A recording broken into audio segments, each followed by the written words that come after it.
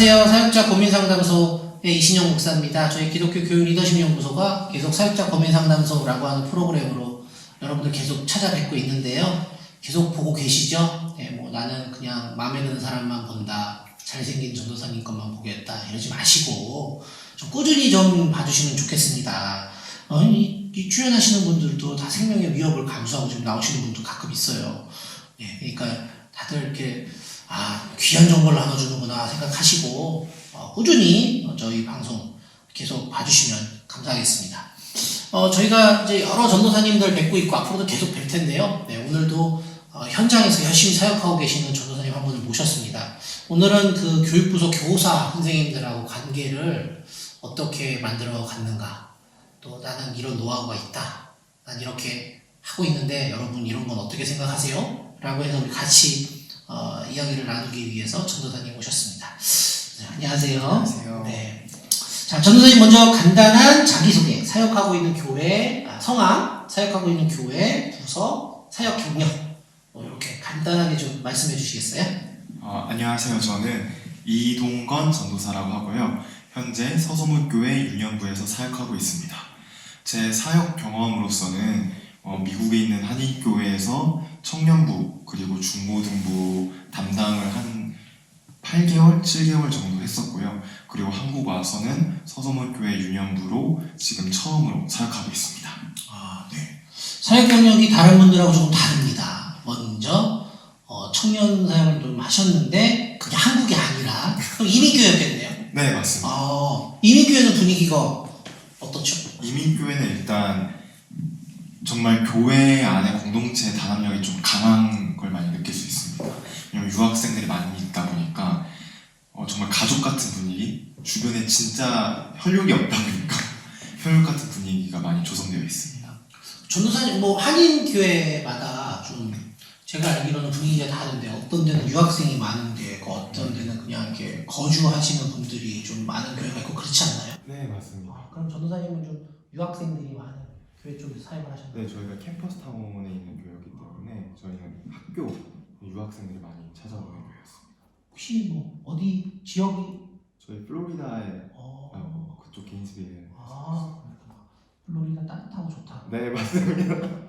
거기 저는 미국 한 번도 안 가봤는데 다녀오신 분들의 얘기를 의하면 거기 사람들은 걸음걸이가 다르다는 이야기. 여유롭게 배를 앞에 내려놓고 걸어가십니다. 네. 한국 사람의 정서로 빨리빨리 정서로 가서 플로리다 좀 답답할 수 있다는 얘기를 얼핏 들었는데 맞나요? 좀 여유로운 게 확실히 있긴 그래요? 있습니다. 맞답니다. 제가 그냥 맞다고 그냥 제가 가져가는 거예요. 네. 자, 그럼 이제 두 번째 질문 드리려고 해요. 자, 두 번째 질문은 전도사님이 관심 있고 좋아하시는 목회 영역이 있을 것 같아요. 모든 사역자가 다 모든 목회를 다 좋아합니다 하는 사명을 합니다 하지만 그 중에서도 특별히 나는 이런 목회, 이런 사역 좀 나는 특별히 관심이 더 많이 가고 이런 거를 하면 난 참 좋아요 하는 그런 영역이 있으실 것 같아요. 우선 그 청년 사역을 잠깐 했기 때문에 청년 사역 좀 재밌더라고요. 하지만 이제 계속 거듭하면서 조금씩 깎이고 바뀌었는데요.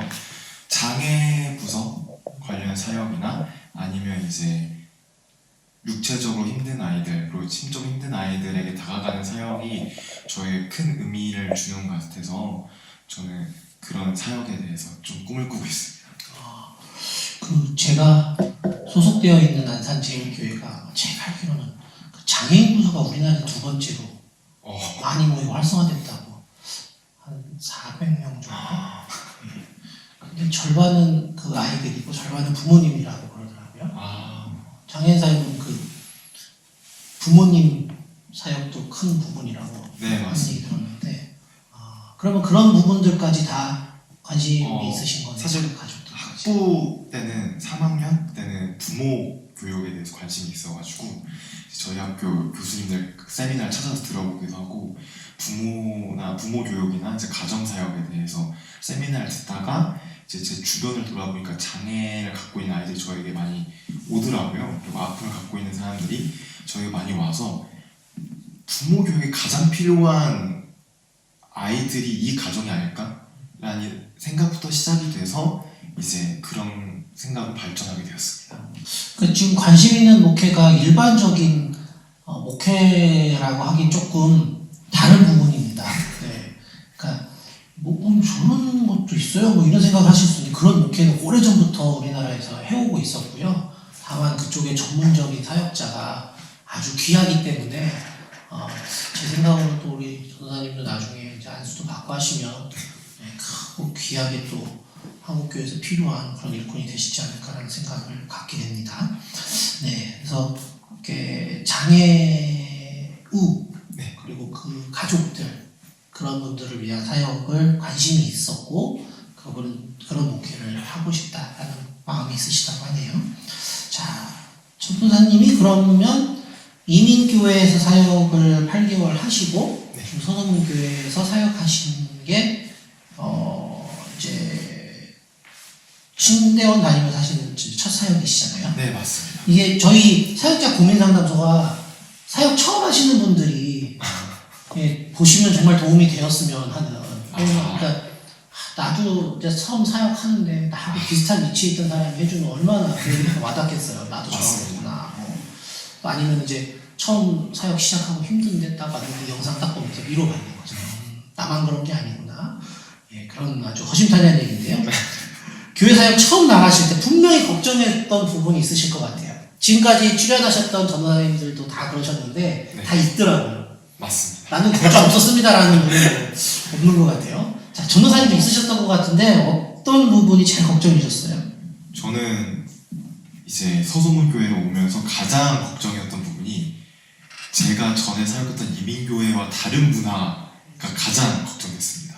이민교회는 담임 목사님 한 분밖에 안 계셔서 제가 옆에서 어떤 사역을 하고 어떤 활동을 하든 적극 지원하고 이제 함께 즐겁게 하는 거였는데 흔히들 요즘 말하는 꼰대 문화라고 하죠, 한국에.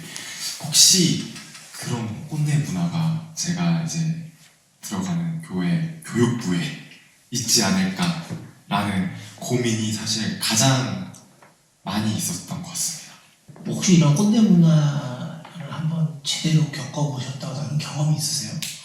없습니다, 사실은. 네, 감사하게도 교육부 이제 총괄 담당하셨던 교육자분들 그렇고 너무나도 좋고 팀워크가 좋은 교회에 가게 되어서 진짜 감사함으로 제가 다니고 있습니다. 자, 우리 이동건 전도사님 영상을 보고 계신 서성문교회 교육부 관련 교육자분들과 담임 목사님 굉장히 행복하답니다. 네, 교회를 사랑하고 있다고 하니까 이상한 얘기 안 할 거예요. 너무 걱정하지 마세요. 네, 지금 잘하고 있습니다. 네. 그런데 이거 말고는 혹시 뭐 다른 거 없어요? 그러니까 내가 직접 현장으로 가는 거잖아요. 현장으로. 네, 맞습니다. 그러니까 사역의 장에서 내가 직접 상대해야 하는 뭐 아이들도 있고 교사 선생님도 있고 여러 뭐 부모님도 있고 있잖아요. 유년 보니까 그런 분들을 딱 생각했을 때 와, 이렇게 걱정됐던 부분 없어요. 굳이 하나를 뽑자면 지금 교사 관련된 부분이다 보니까 제가 이렇게 일은 상관이 없는데 리액션을 할 수 있을까라는 그런 걱정이 있었습니다. 특히 이제 교회 학교를 담당해서 사용을 하게 되면은 교회 학교 교사분들이 거의 80에서 90%는 권사님이시거나 여자 집사님이실 경우가 많으세요. 그럼 이제 그분들과의 생활에서 그분들과의 대화 속에서 내가 어떻게 이제 리액션을 잘 할 수 있을까? 그거에 대한 조그만 걱정은 있었습니다. 자, 왜 이 걱정을 하시냐면 전도사님 향년 아니지. 올해 춘추 25세. 아, 네. 네. 25세 전도사님이에요. 올해 25이. 그러니까 지금 말씀하시잖아요. 그 교사 선생님들 교회 대부분 권사님들이고 집사님 엄마들이에요. 엄마들. 쉽게 얘기하면 그냥 엄마들이 여기도 엄마 저기도 엄마 그쵸? 어머니들이 그냥 쭉 있는데 이 어머니들이 하는 얘기가 완전히 다른 얘기잖아요. 야, 어제 내가 김치를 담그는데 새우젓을 넣었더니 요즘 새우젓이 비리더라 뭐 이런 얘기인데 어떻게 반응하겠어요? 무슨 반응을 해야 되지? 그러니까 이제 얼마나 고민이었겠습니까? 지금 그 얘기를 해주시는 거예요. 그러니까 과연 내게 반응이 있을까? 내가 저분들의 이야기에 반응할 수 있을까? 맞습니다. 맞죠? 네, 맞습니다. 이해해 주세요. 너무 젊은 전도사님이셔서 지금 그러시는데 근데 어떻게 이런 반응들이 좀 내가 이분들하고 뭔가 공감대가 형성돼 가고 있다. 1년 정도 지나면은 좀 그런 게 느껴질 때가 있으시잖아요. 네, 맞습니다. 예.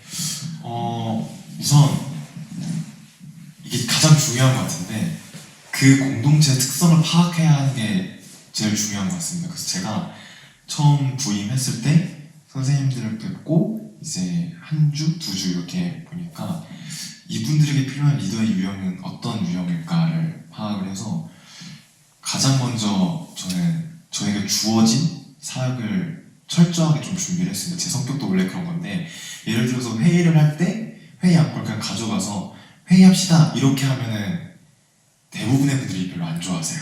그래서 그거에 대한 리스트를 다 적어서 가셔야 됩니다. 회의록도 적는데 예를 들어서 여름 성경학교를 하는데 어떠한 책을 할 것인가 그렇다면 그거에 대한 각 책별 장단점을 다 적어가지고 그분들께 보여드리면은 그분들이 엄청 좋아하시더라고요. 그래서 그거에 대해서 저에게 큰 신뢰를 주셨던 것 같아요. 그래서 지금은 너무나도 편하게 말씀하시고 진짜 감사했던 거는 저에게 카톡으로 가끔씩 이렇게 오세요. 하트를 알려주시기도 하시고 물론 저도 그 하트에 어떻게 반응해야 할지는 저도 아직까지는 정답을 모르지만 하트를 날려주시기도 하시고 이제 가끔 선생님들 중에서 어떤 분들은 좀 너무 좋으니 오래 함께 하고 싶다라는 이제 그런 연락도 가끔 오면은 너무너무 힘이 나고 아 정말 신뢰가 쌓였구나라는 게 느껴집니다. 보고 계신 혹시 선생님들 계실지 모르는데 그냥 문자로 하트만 보내주면 기프티콘 아시겠어요? 기프티콘 엄청 많이 보내요. 아, 그래요? 네, 생일이시는데 진짜 제가 갖고 싶었다는 생일 선물까지 딱 보내주시고 안 보내셔도 된다. 적당히 지금 충분하답니다. 네. 근데 이게 반응이 사실은 이제 주고받고가 있어야 되는데 네, 맞습니다. 왜냐하면 이제 딱 갔는데 얼마나 난감하셨겠어요. 갔는데 모르고 가죠. 자기 부서 교사 선생님 누가 있는지 어떻게 알고 사역자들이 가겠어요. 그런 사역자 대부분 없어요. 그냥 담임 목사님 면접에서 인사하고 나면은 언제 부임하세요? 그럼 딱 그냥 그날 부임해보는 거예요. 해보면 그때서 만나는 거지. 자, 근데 지금 이동건 전도사님이 중요한 얘기 해주신 게 하나 있어요. 뭐냐면 회의에 대한 얘기입니다. 네. 그러니까 이 회의라는 게 회의라고 해야 돼요. 뭐 경건회? 이 경건회는 뭐고 회의는 뭐고 그러시는데 경건회는 경건회입니다. 그러니까 말 그대로 경건회는 예배에 가깝다라고 생각하시면 수월하시고 지금 회의는 교육자에게 회의는 특히 교육부서에서 교육자에게 회의는 정말 일상적으로 늘 해야 되는 거예요. 매주 해야 되고요. 뭐 여름 성경학교다 겨울이다 뭐 행사 잡힌다 그러면 주구장창 해야 되고요. 카톡으로 시도 때도 없이 해야 되고 요즘은 더 심해요. 뭐 교사 선생님들이 뭐 직장 다니시니까 교사 선생님들 한가할 때 저녁에 막 오밤중에 막 카톡 오고 그러면 안 할 수도 없고 하지만 그게 회의예요. 근데 지금 얘기해 주신 게 뭐냐면 회의를 들어갈 때 그냥 들어가지 않고 준비해서 들어갔다. 안건만 가져간 게 아니라 이 회의가 왜 필요한지 그리고 이 회의에서 해야 되는 내용이 뭔지 그리고 이 회의에서 우리가 결정해야 될 것들의 장단점이 무엇인지를 목회자가 먼저 꼼꼼히 정리해서 들어갔다. 근데 이 얘기는 여러분들 사역 처음 하시는 전도사님들 굉장히 주의 깊게 들어보시고 이 정도는 그냥 따라하셔도 돼요. 네, 따라하셔도 됩니다. 그러니까 내가 임기응변에 능한 사람이다.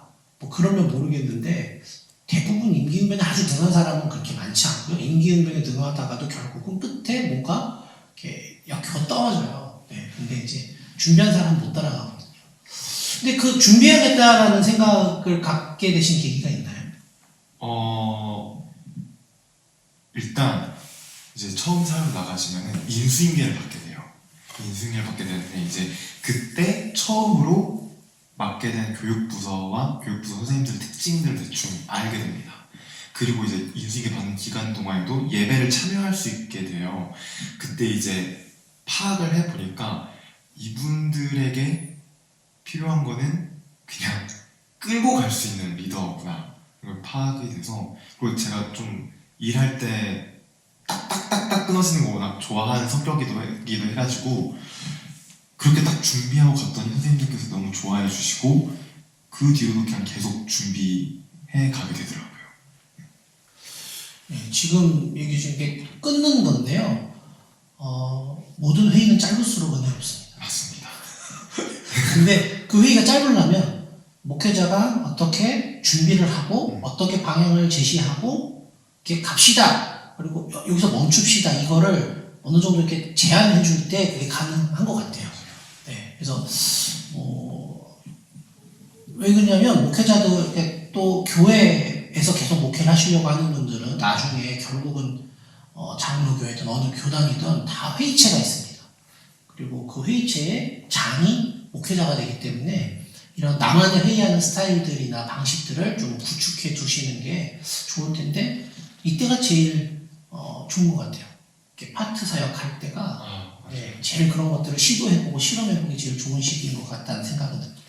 자, 그러면 이제 우리 교사 선생님들과 관계와 관련해서 좀 직접적인 질문들을 좀 드려볼게요. 교회 사역 중에 교사 선생님들하고 팀워크는 지금 어떻다고 생각이 드시는지, 뭐 10점 만점에 몇 점 정도 된다. 네. 10점 만점에 저는 9.8점 정도라고 저는 생각합니다. 이렇게 9.8점을 주셨을 때 이유가 있을 것 같아요. 그럼 지금 9.8점이면은 뭐 웬만하면 난 다 괜찮아. 네, 맞습니다. 그 얘기인 거잖아요. 네. 이게 저희 선생님들이 우선 첫 번째로 첫인상이 매우 중요하고 첫 회의를 어떻게 하느냐가 중요한데 그 뒤로 선생님들께서 제가 하겠다, 하고 싶다는 활동을 적극적으로 지지를 해주세요. 어느 정도냐면 이제 미디어로 요즘 예배가 병행되거나 전환되는 시기에 어떤 기계를 사겠다 혹은 어떤 기계를 달려고 하는데 이거에 대해서 회의를 해야 될 것 같습니다 라고 하시면은 어떤 분은 그냥 회의하지 마시고 그냥 전도사님 편하실 대로 하시라고 적극적으로 밀어주신 분도 계시고 그냥 제가 어떠한 안건을 던지고 제가 아이디어를 딱 던지면 그거에 대해서 덧붙이셔서 더 디벨롭을 해주셔서 이제 아이디어가 돌아서 저도 너무 만족스럽게 생각하고 있고 또 청년 선생님들끼리 이제 제가 사실 톡방을 따로 만들었거든요. 애초에 제가 첫 부임하자마자 단톡방일 때 청년 선생님 톡방을 따로 만들었어요. 여기서는 사담만 하게. 그래가지고 여기서는 정말 연애 얘기도 하고 헤어진 얘기도 하고 시험 기간에 힘든 얘기도 하고 그럼 이제 청년 선생님들과는 시험 때 사랑의 간식이라서 간식을 주기도 하고 이러면서 계속 연락을 하니까 저는 너무 만족스럽게 지금 생각하고 있습니다. 네. 지금 전도사님이 왜 그러니까 내가 하자라고 했을 때 반대가 없고 오히려 더 발전된 의견이 오고 하는 것은 제가 왜 그럴까 생각해 보면 첫 번째 회의에 굉장히 신뢰감을 주신 것 같아요. 그러니까 제가 교사 입장이라도 그러겠어요. 전도사님이 뭐 하자고 하면 다 분명 이유가 있는 거야. 이렇게 가는 거예요. 고민을 웬만큼 했겠어? 이건 필요하니까 고민을 하셨겠지. 나보다 더 고민했겠지. 그러니까 믿음이 가는 거 아닐까요? 그래서 이렇게 뭐 전폭적으로 신뢰하거나 지지하거나 이런 분위기로 가신 것 같아요. 그러니까 아주 오늘 시간에 굉장히 좋은 모델을 여러분들께 제가 소개해드릴 수 있어서 참 굉장히 감사합니다. 그러니까 이렇게 뭐라 그럴까요? 사역 처음 할 때 사실은 교회학교 이제 하면 선생님들 어떻게 해야 되나 고민 많이 하는데 자 아주 공식적인 자리에서의 명확한 목표 제시를 해주시는 회의를 준비하고 진행해 주시니까 그런 신뢰가 있지 않았을까 하는데 자 그럼 교회학교 선생님들 교사들과의 관계에서 가장 중요하게 생각해야 하는 가치가 있을 것 같아요. 전도사님이 생각하시는 교회학교 교사와의 관계에서 가장 중요한 가치 뭘까요?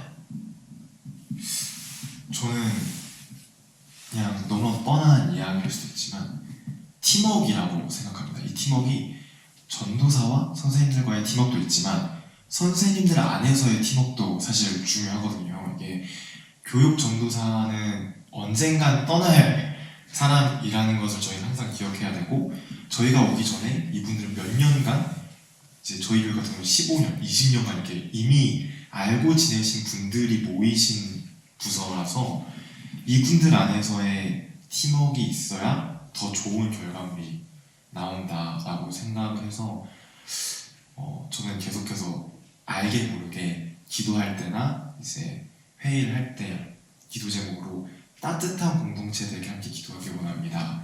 우리 교사 선생님들이 우리 유년부가 따뜻한 공동체로 함께 모이길 원합니다라는 걸 계속 이렇게 제시하고 저도 기도하고 있습니다. 따뜻한 공동체가 저도 가고 싶습니다. 저도 여기서 교사 좀 해보고 싶은데 그러면 저는 젊은 교사로 가나요? 아니면 그냥 단톡방에 남나요? 모르겠네요. 젊은 교사로 가면 좋겠다. 아이, 가면 연애 얘기도 해준다잖아요. 사실은 좀 그래요. 그러니까 이 경계가 좀 있어야 되거든요. 이 경계가 있어야 되는데 그 경계를 그러니까 이동건 전도사님이 한 게 전부 정답이라고는 말씀 못 드리겠습니다. 왜 그러냐면 교회마다 분위기가 달라요. 근데 전도사님은 조금 선생님들 간의 경계를 좀 세워주신 것 같아요. 뭐냐면 이제 엄마 선생님들과 젊은 선생님들 간에 자녀들과 엄마들 세대를 조금 나눠서 자녀들은 자녀들 세대끼리 하고 싶은 얘기가 있을 테니까 그것도 마음껏 하게 해주시고 대신에 여기서 마음껏 하니까 굳이 공개 석상에 가서 뭐 내가 이것 때문에 힘들어요, 어려워요, 그러니까 이걸 못하겠어요라고 뭐 꿀먹은 벙어리처럼 있거나 내 개인적인 문제로 힘들어서 교회 사역에 영향을 주는 게 최소화되는 그런 효과가 있지 않겠나라는 생각이 드는 거죠. 그러니까 내가 해소되어야 될 공동체에서 그게 해소가 돼버리니까 정확하게 일과 그러니까 사역과 나의 개인적인 개인사가 명확하게 구분이 되니 선생님들 입장, 젊은 청년 선생님들 입장에서도 사역에 더 힘을 낼 수 있는 그런 자리가 좀 만들어진 건 아닐까라는 생각이 듭니다. 네. 자, 전도사님 이번에 드리는 질문은 내가 바라는 교육부서의 팀워크는 무엇인가요? 그러니까 전도사님이 생각하는 교육부서 팀워크에 대한 철학에 관련된 내용이에요. 나는 이런 게 팀워크라고 생각한다. 네. 어떤 걸까요? 네, 앞서 다 말씀을 드린 것 같은데 그냥 어찌 됐든 나이가 많고 적든 그 부서의 리더는 사역자입니다. 사실 이건 변하지 않다고 생각을 하고요. 부장님이 사역자를 뭔가 무시하는 교회에 갔어요 라고 이야기를 하신 분들도 있겠지만 그럼에도 리더는 사역자라는 것을 잊으면 안 된다고 생각을 하고요.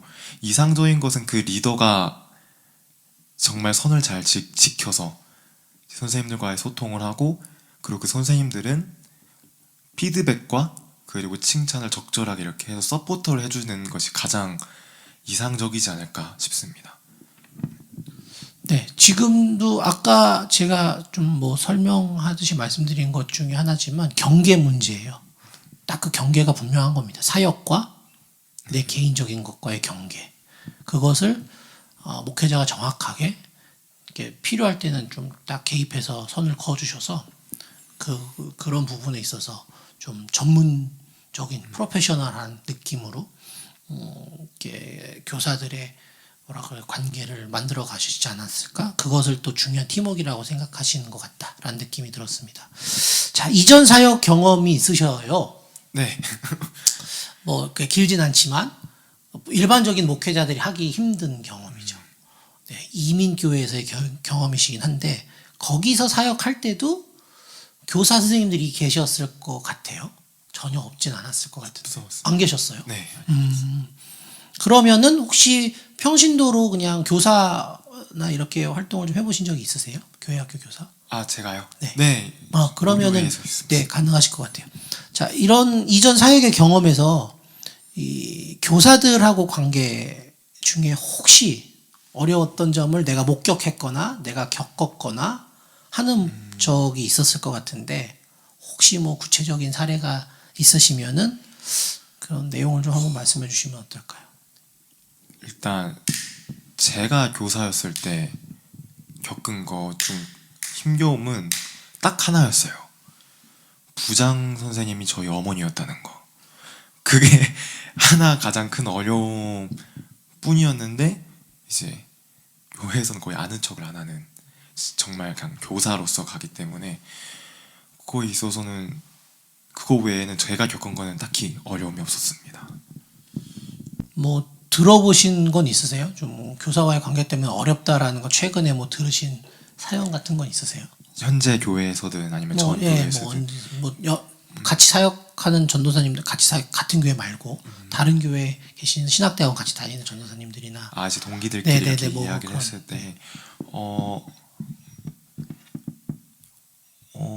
교사들 간의 문제는 사실 잘 들여다보면 어느 교회든 있어서, 근데 이게 어떻게 컨트롤 하는지, 어떻게 사역자가 다가가는지에 따라 달라지는 것 같은데요. 교사들의 문제 중 첫 번째 문제는 딱 그런 것 같아요. 의견 대립이 가장 크죠. 의견이 다른 것. 어떤 분은 이게 맞다고 생각하는데 어떤 분은 아니다, A가 틀리고 B가 맞다라고 하는 거에 있어서에 대한 의견 대립이 가장 크다고 생각합니다. 그리고 두 번째로 좀 많은 것은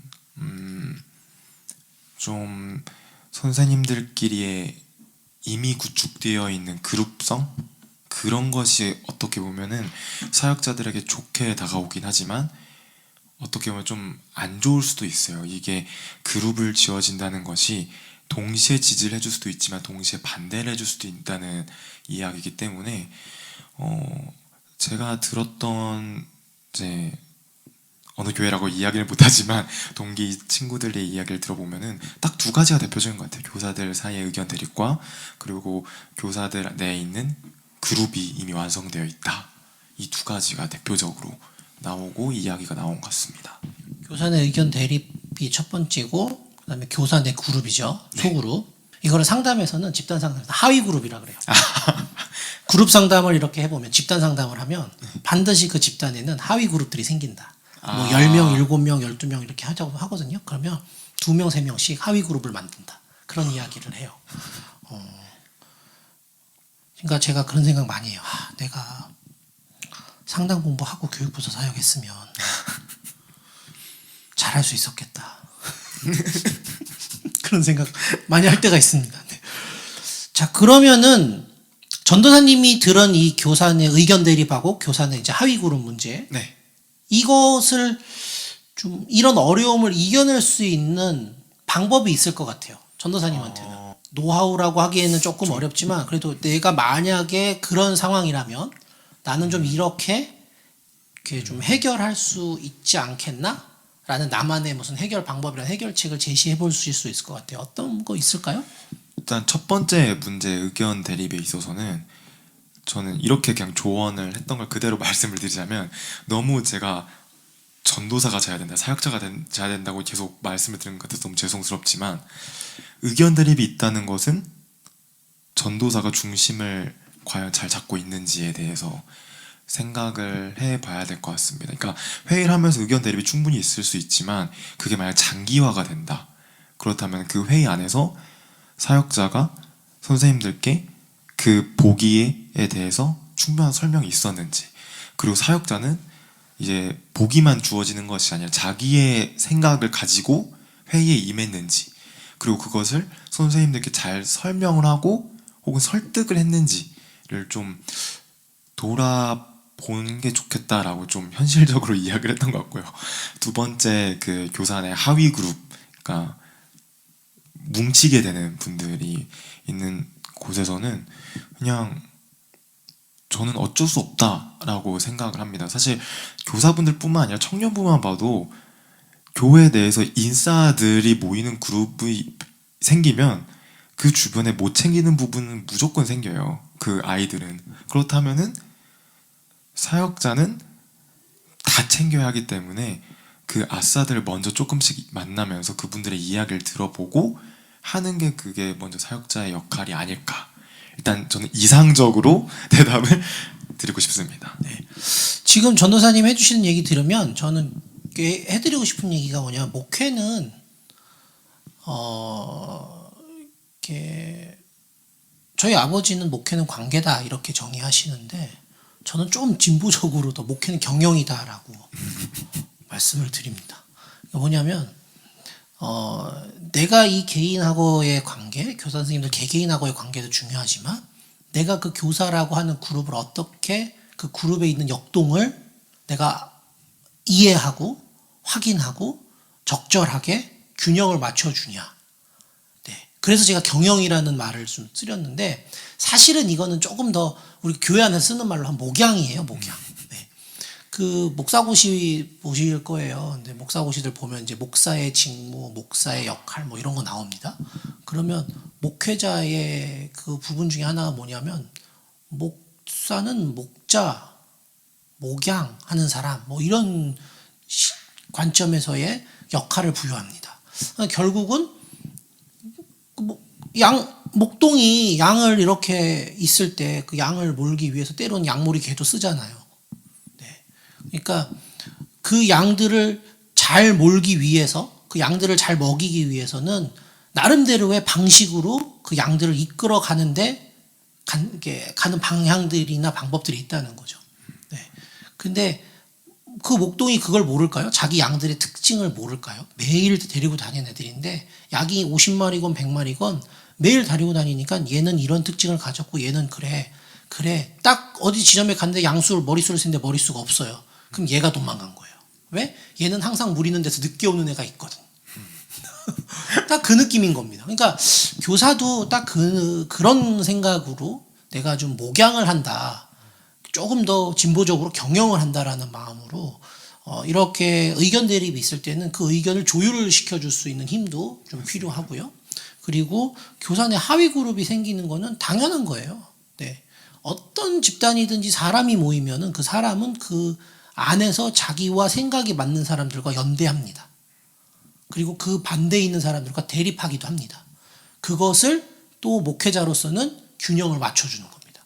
어디가 맞다, 어디가 틀리다라고 정의 내려주는 게, 그러니까 솔로몬의 심판을 해주는 게 아니라 이것도 맞는 거고요, 이것도 맞는 겁니다. 때로는 목회자가 왜 이렇게 회색이세요? 라는 얘기를 들을지언정 이것도 맞는 거고 이것도 맞는 겁니다.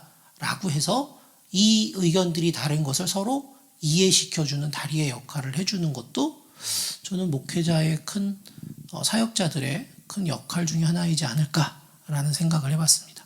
그래서 제가 상담 공부하고 사역할 걸 네, 그 생각 많이 해요. 좀 덜 할 텐데 그랬으면 안 그랬 제가 상담 공부하고 했으면은 제가 했던 교육부서 선생님들 상처 좀 덜 받았을 텐데, 그쵸? 애들도 그렇고, 네. 다 제가 못난 탓입니다. 네. 용서하옵소서, 주님. 그래요. 오늘 전도사님이 아주 중요한 얘기들을 많이 해주셨습니다. 이제 사역에 대한 이야기들은 이제 대략 저희가 이제 준비한 질문에서 끝나가고 있는 상황이고, 다른 질문이 남아있기는 한데, 제가 그냥 갑자기 지금 궁금해서. 네. 전도사님은 어떻게 그 회의를 그렇게 해야 되겠다라는 생각을 하셨어요?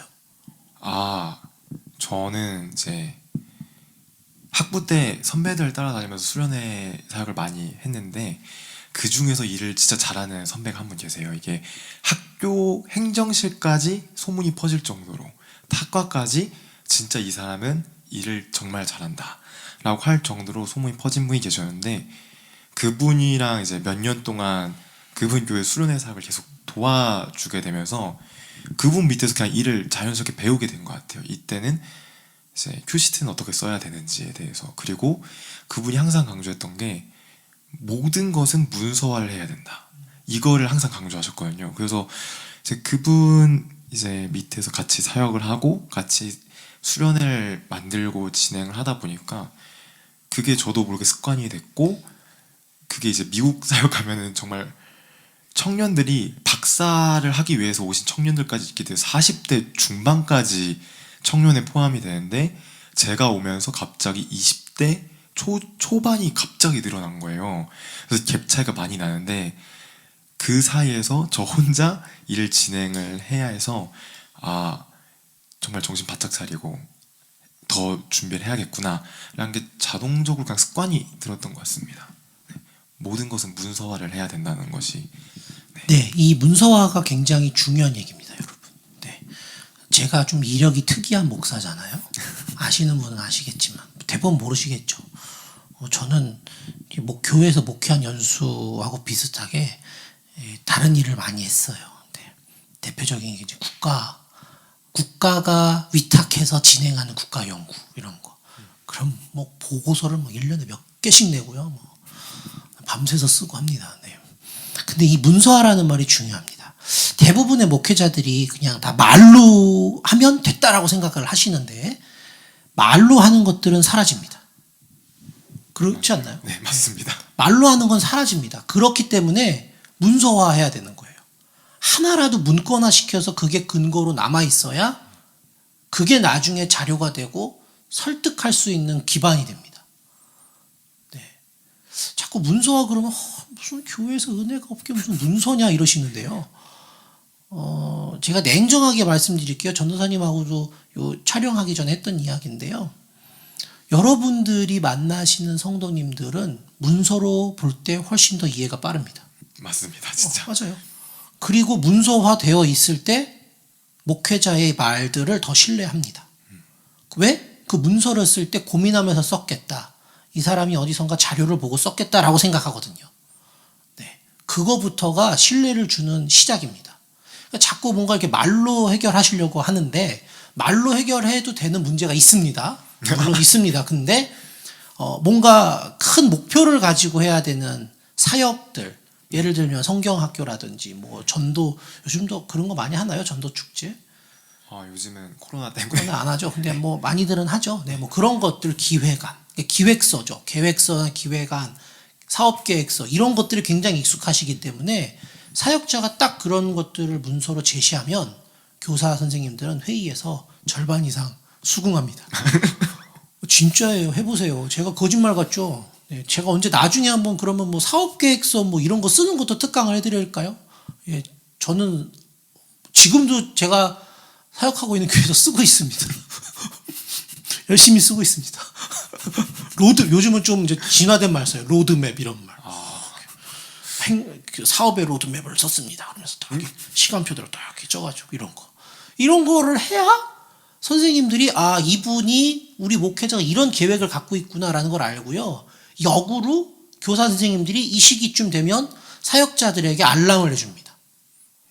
목사님 지난번 계획에 이 시기쯤 이거 한다 그랬는데 전도사님 지금 이 시기쯤에 우리 이거 해야 되지 않아요? 예년에나 뭐 그 계획에는 그랬었는데 해서 사역자가 놓치는 부분을 이야기해 주기도 하는 거죠. 그러니까 그럴 때 결국은 코웍이라는 게 가능하고 상호 협력이 가능해지는 거죠. 그래서 이렇게 말로 하면 편하긴 해요. 근데 자꾸 그러지 마시고요. 하다못해 그냥 뭐 녹음이라도 하세요. 요즘 핸드폰 녹음 기능 얼마나 좋아요. 네. 아니면 카톡에 그냥 남기기라도 하세요. 교사 선생님들 단톡방에. 몇 월 며칠에는 뭘 해야 합니다. 그러면 그걸 기억하는 분이 반드시 있어요. 네. 왜 해야 되는지 선생님들은 다 알거든요. 얘기하셨죠? 교사 선생님들은 이미 15년, 20년 돼서 관록이 붙어 있는데 이제 사역하는 사역자가 들어갔는데 아무 계획도 없이 있다? 황당합니다. 네, 입장 바꿔서 생각해 보시면. 네. 그러니까 문서화 아주 핵심적인 얘기 하셨으니까 문서화 잘 기억하시기 바랍니다. 내가 막 여기다가 별표 빨간 걸로 쳐주고 싶어. 네. 자, 그러면 이번에는 네. 저희 사역자 고민연구소의 시그니처 질문들을 좀 나눌 시간이 됐습니다. 제가 녹화 직전에 겁을 드렸어요. 여기 오시는 출연자들께서 전부 시그니처 질문에 당황한다고. 근데 어쩔 수 없습니다. 해야 돼요. 네. 자, 질문은 뭐냐면요. MZ세대 목회자들과 관련된 얘기입니다. 자, 전도사님이 올해 25. 네, 맞습니다. 완전히 MZ세대 핵심에 있습니다. 네. 오늘 아주 정확한 얘기를 들을 수 있을 거라는 기대가 제가 아주 막 부풀어 오르고 있는데. 자, 전도사님이 생각하는 MZ세대 목회자들의 특징이 있을 것 같아요. 뭘까요? 목회자들의 특징. 그렇죠. MZ세대 목회자. 그러니까 같이 이제 목회해야 되는 분들, MZ세대. 특징이 있을 것 같아요. 학교에서 주로 이렇게 뭐 얘기하지 않나요? 네. 우선 전 세대 목회자분들의 특징을 저는 사실 정확히 모르기 때문에 제가 생각하는 현재 사역자들의 특징은 대체로 자기가 하고 싶은 게 이미 정해져 있어요. 이 말은 자기가 하고 싶은 게 정해져 있기 때문에 어떤 이들은 그거를 위해서 사역 스텝을 받고 사역지를 구하는 친구들이 많아요. 그래서 나는 일반 목회, 교회 목회를 안 할 거야. 나는 특수 목회를 할 거야. 이제 기관 목회를 할 거야. 혹은 어디를 그냥 경험만 할 거야. 이런 대체적인 큰 그림은 대략적으로 갖고 신대원에 들어오는 아이들이 많아서 이 아이들이 이제 교회 입장에서는 독이 될 수도 있고 득이 될 수도 있습니다.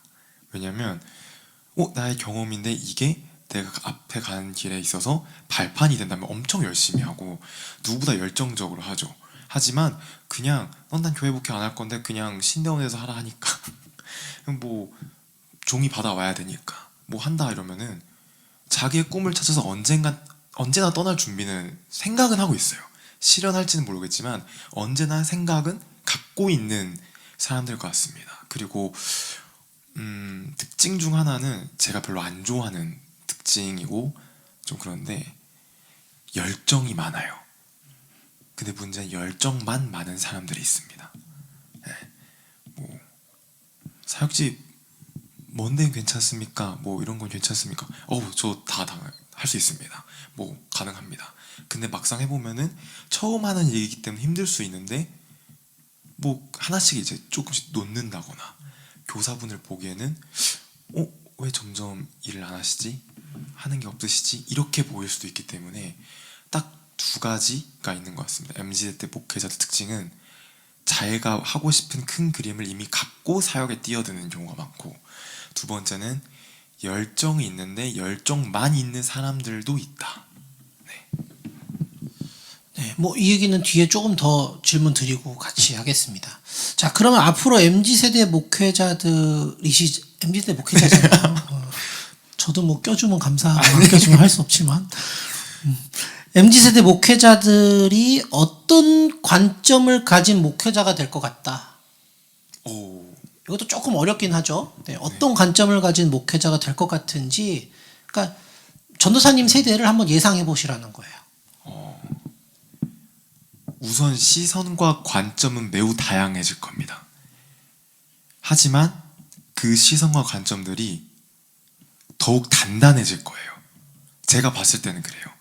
이제 사역지를 보면은 이야기를 해보면은 모두가 다른 이야기를 하고 있고 다른 관점을 하고 있고 이야기를 하고 있는데 설득을 하려고 하는 사람들도 있고 그냥 그러려니 하는 사람들도 있고 여러 사람의 다양성이 추구되는 요즘 세대다 보니까 뭐 난 무슨 목회할 거야 알아서 해라 어떤 생각 갖고 있어 그럴 수 있지 라고 하는데 그 사람들은 그럴 수 있지라고 하지만 그 다양한 생각들은 점점 단단해질 거라고 저는 생각을 하고 있어요. 그래서 아마 MZ세대 목회자들이 목사 안수를 받고 이제 전임이나 교구 목회자 혹은 담임 목사가 되었을 때는 정말 많은 활동들이 일어나고 많은 시선들이 생기고 많은 관점들이 생기겠지만 그게 결코 유연하진 않고 단단해진 시선으로 남겨지지 않을까라고 생각합니다.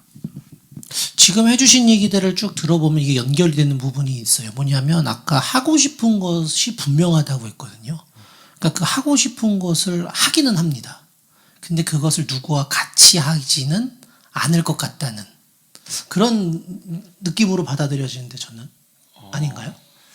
같이 하긴 하지만 그냥 정말 뜻 맞는 사람들끼리 모여서 하는 거죠. 나와 소통이 되고 뭐 이런 사람들 그 사람들과 더 모이려고 하는 사람들도 많고 이야기를 해도 보면은 난 정말 뭐 카페 목회나 뭐 어느 목회 하는데 나와 뜻 맞는 사람들이랑 같이 목회하고 싶어라고 하는 사람들이 정말 많습니다.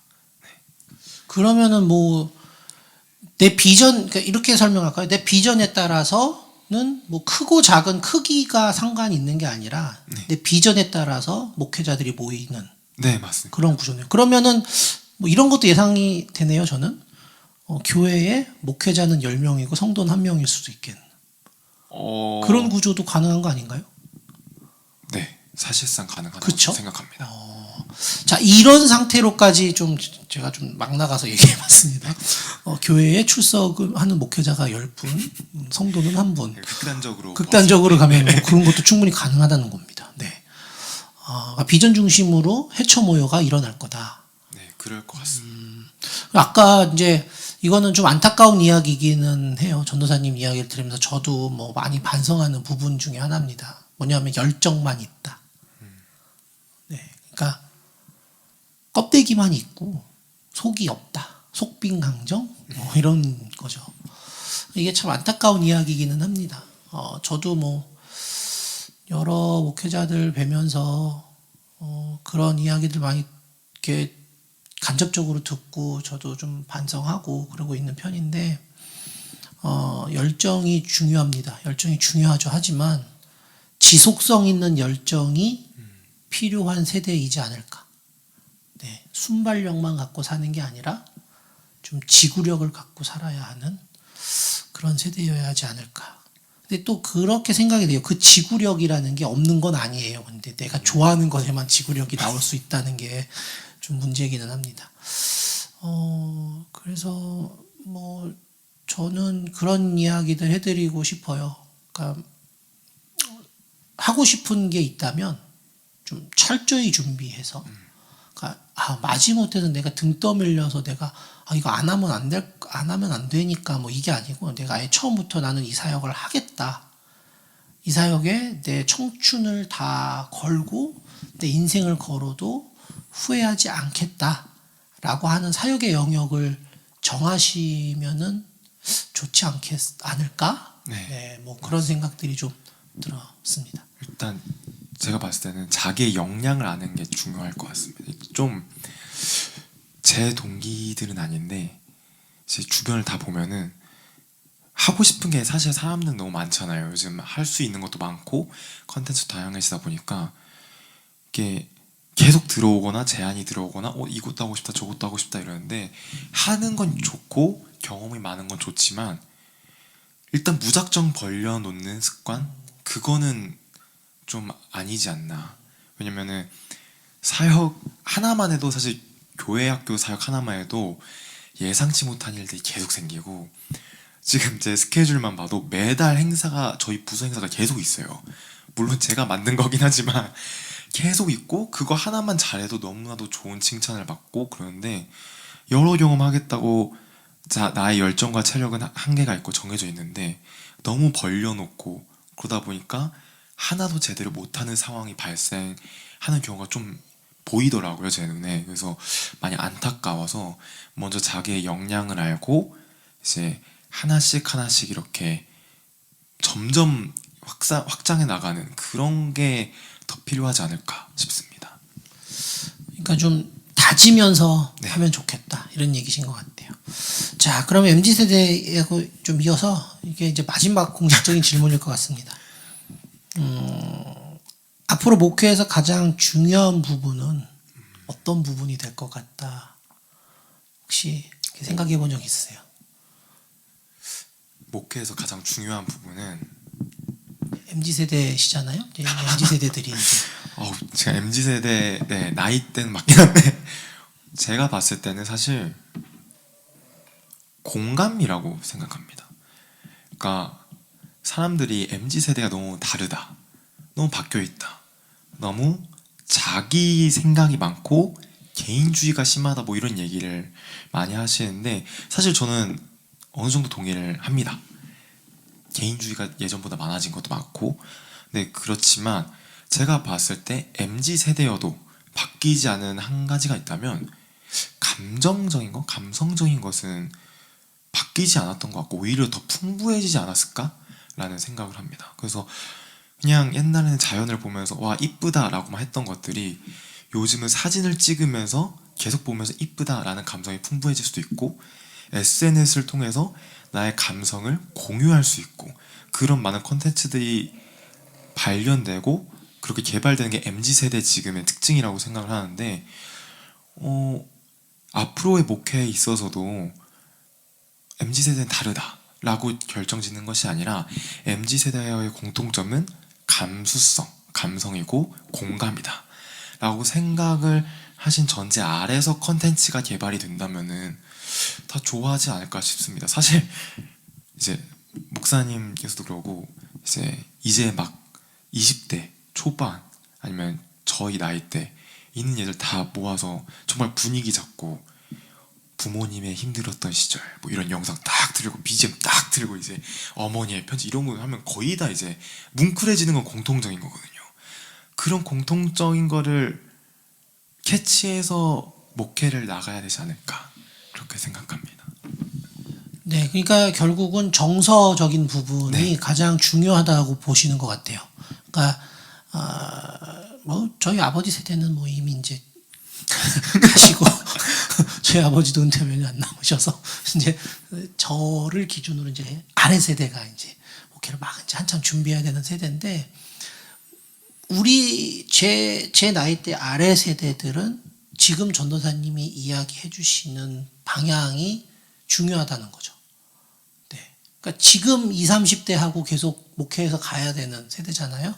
그러면 그 세대는 감수성 기반의 정서적인 이야기들을 가지고 뭔가를 풀어내야 되지 않겠나. 그러니까 누가 봐도 똑같이 감동하는 거라면 그 감동한다는 그것에서 더 하나 나갈 수 있는 게 뭔지에 대해서 이렇게 좀 깊이 고민하고 생각해 봐야 되지 않겠나라는 그런 말씀을 해주신 것 같습니다. 네. 맞나요? 네, 네, 감사합니다. 그래서 오늘 이제 저희가 다 준비한 질문들에 대한 인터뷰는 다 이제 끝났습니다. 네. 막 홀가분해 하시는데 마지막 질문이 뭐냐면 네. 오늘 네. 영상 이렇게 쭉 같이 녹화하면서 우리 사역자 고민상담 찍으면서 다 하지 못했던 이야기라든지 하고 싶었던 이야기라든지 혹시 있으시면은 마지막으로 한번 해주시면 어떨까요? 우선 저는 저의 이야기를 말씀을 드린 거고 제가 사역하고 섬기고 있는 교회 부서의 이야기를 나눠드린 겁니다. 그러니까 정답은 아니라는 거죠. 목사님께서 말씀하신 것처럼 정답은 아니고 이제 단톡방을 청년과 장년 선생님들 나눈 것은 청년들의 특징이 단톡을 안 봐요. 무조건 안 봐요. 그래서 일부러 좀 봐라 나눈 건데 이것도 사실 정답이 아닐 수도 있습니다. 그래서 그곳에 가셔서 어떤 분위기인지 그리고 어떻게 사역해야 할 것인지 한번 직접 파악해 보시고 느껴보셨으면 좋겠고요. 사실 교사에 대해서 교사 부분에 대해서 이야기를 나눴는데 방금 목사님의 리액션 보신 것처럼 저희 부서가 좀 특이한 부서일 수도 있어요. 10점 만점에 9.8점을 주고 거의 10점 가까이를 주는 부서가 우리 한국교회에 있어서 현실적으로 그렇게 많지는 않을 겁니다. 이게 사실상의 현실이라고 생각을 하지만 그 안에서 여러분들이 생각하고 있는 혹은 이루고 싶은 과제들 내가 이번 사역을 하면서 이거는 내가 얻고 가고 싶다.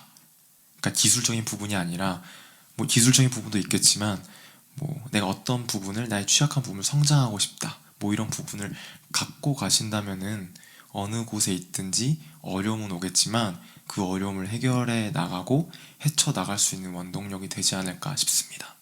감사합니다. 오늘 이동건 전도사님 나오셔서 불편하지만 행복한 이야기들 많이 나눠주셨습니다. 뭐 저는 여러 가지 이동건 전도사님 이야기들에 우리가 제가 한 번쯤은 하고 싶었던 이야기들을 너무 많이 해주신 것 같아요. 뭐 문서화에 대한 이야기, 회의 준비에 대한 이야기들 이런 것들은 아주 실제적이고 정말 우리가 하지 못한다면 좀 해야 되는 부분, 노력을 해서라도 좀 해야 되는 부분일 것 같고요.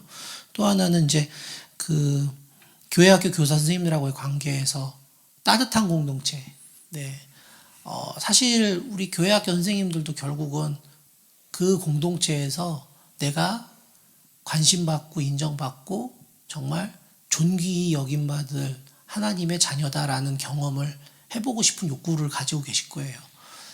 우리 각 부서, 교육부서의 전도사님들 그 이야기를 오늘 전도사님이 따뜻한 공동체가 됐으면 좋겠다라고 얘기해 주신 것 같은데 그런 부분들을 좀 잘 채워주시면서 목회해 나갈 수 있는, 사역해 나갈 수 있는 우리 여러 전도사님, 목사님, 부서의 리더들 되셨으면 좋겠습니다.